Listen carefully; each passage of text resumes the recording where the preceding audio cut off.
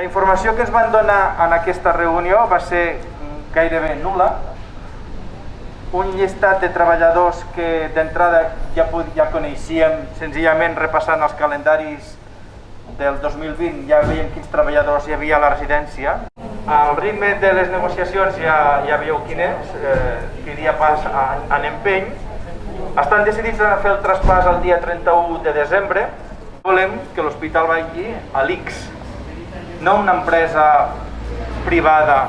Les treballadores passaran a un conveni inferior al que estan ara, treballant moltes més hores, però moltes més, i cobrant uns 300 euros menys per mes. La segona planta de la residència de l'Alcamp, que venen a ser al voltant de 30 treballadores. D'aquestes 30 treballadores, un parell són de jornada completa, la resta són precarietat. Jornades precàries, de moltes poques hores. Fins i tot gent gran no serà la mateixa, serà menor.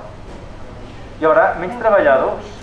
Ahora hablan de la reorganización de lo que es salud y lo que es servei, y no pueden estar juntos. Pero bueno, ya veremos cómo lo van a hacer, porque muchos de los servicios son compartidos, o sea, muchas de las personas comparten lo que es salud y lo que es servei. No sé cómo tienen pensado de hacerlo.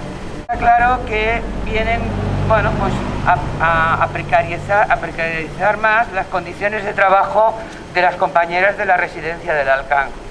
Ha presentado el comité de los delegados de prevención también por las condiciones que se están dando en la residencia del Alcamp sobre seguridad y esto de los trabajadores. Cómo los protocolos creemos que no se están cumpliendo.